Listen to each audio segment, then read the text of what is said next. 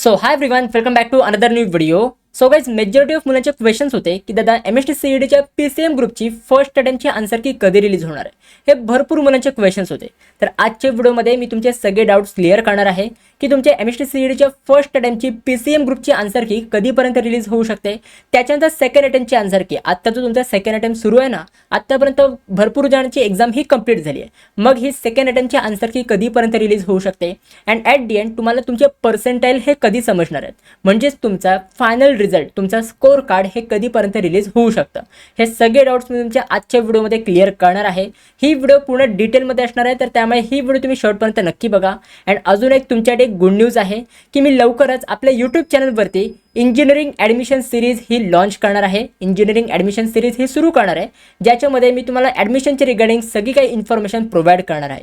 जे पण तुमचे डाऊट्स असतील हे सगळे मी क्लिअर करणार आहे. सो तुम्ही ह्या इंजिनिअरिंग ॲडमिशन सिरीजसाठी एक्सायटेड आहात का? तर मला कॉमेंट सेक्शनमध्ये नक्की सांगा की येस दादा, I am excited for your engineering admission series. म्हणजे मला समजेल की किती मुलं ह्या इंजिनिअरिंग ॲडमिशन सिरीजला फॉलो करणार आहेत. तर त्यामुळे कॉमेंट करायला विसरू नका.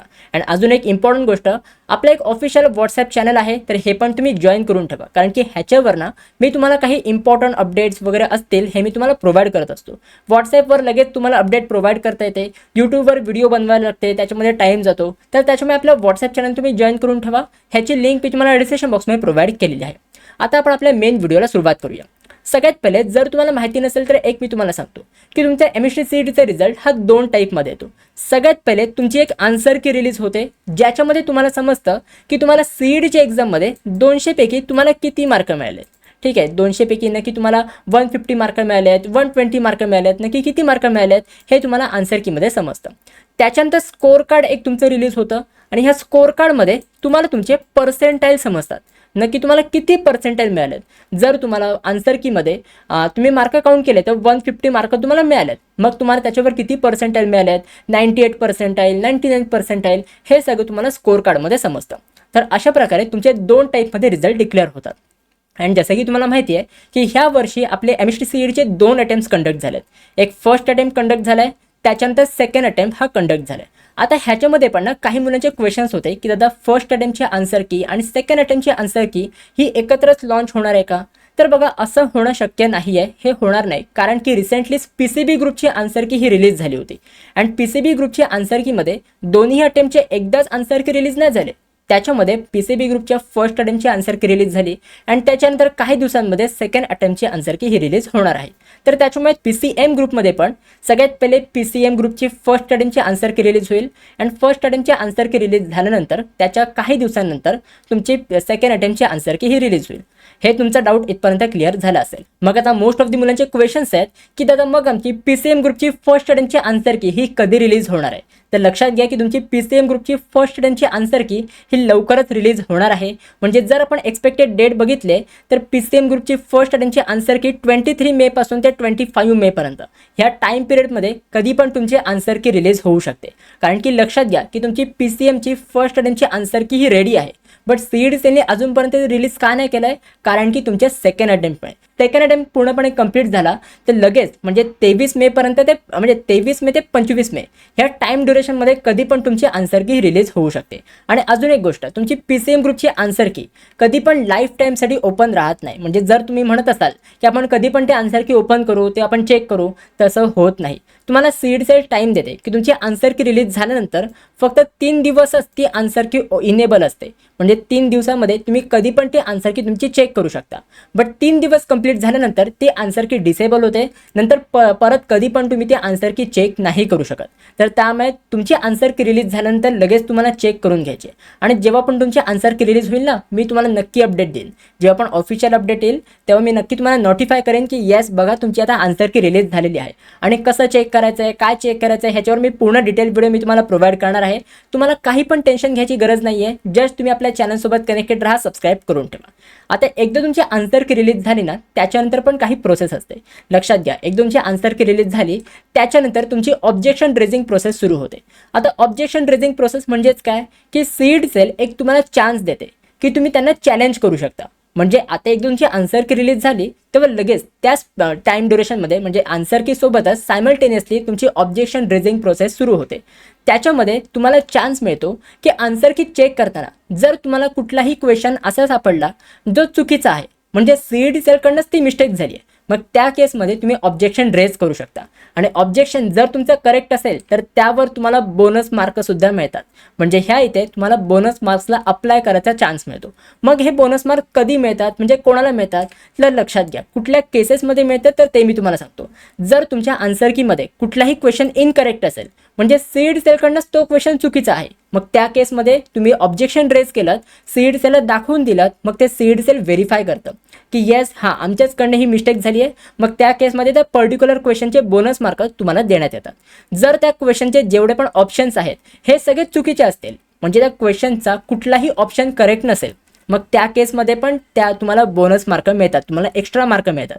जर तुम्हाला असा कुठला क्वेश्चन तुमच्या आन्सर कीमध्ये सापडला की तो क्वेश्चन आउट ऑफ सिलेबस आहे, तो सिलेबसमध्ये आहेच नाही, मग त्या केसमध्ये पण तुम्हाला बोनस मार्क्स मिळतात. जर कुठलं मल्टिपल करेक्ट ऑप्शन असतील म्हणजे एक क्वेश्चन आहे ज्याचा करेक्ट ऑप्शन ए आहे म्हणजे CET त्यांनी सांगितलंय की ह्या क्वेश्चनचा करेक्ट ऑप्शन ए आहे, मग त्यासोबत त्या क्वेश्चनचा अजून एक करेक्ट ऑप्शन आहे डी आणि तुम्ही डी ऑप्शन सिलेक्ट केलात आणि CET सेलने तो रॉंग दिलाय, मग त्या केसमध्ये तुम्ही CET सेलला दाखवून देऊ शकता की बघा CET सेल ह्याच्यामध्ये ऑप्शन ए पण करेक्ट आहे आणि ऑप्शन डी पण करेक्ट आहे. मग त्या केसमध्ये तुम्ही ऑब्जेक्शन रेज करून त्यांना दाखवून देऊ शकता, मग त्यावेळी पण तुम्हाला त्याचे एक्स्ट्रा मार्क मिळतील. आणि जर तुम्हाला असा कुठला क्वेश्चन सापडला ज्याचा ऑप्शनच इनकरेक्ट दिलाय म्हणजे करेक्ट आन्सर वेगळं आहे आणि CET सेलने वेगळंच करेक्ट आन्सर दाखवलंय, मग त्या केसमध्ये पण तुम्ही ऑब्जेक्शन रेज करू शकता. एकदा तुम्ही ऑब्जेक्शन रेज केलेत ना त्याच्यानंतर ते पूर्ण CET सेल रिव्ह्यू करतं. ते रिव्ह्यू केल्यानंतर मग तुम्हाला एक फायनल आन्सर की देण्यात येते.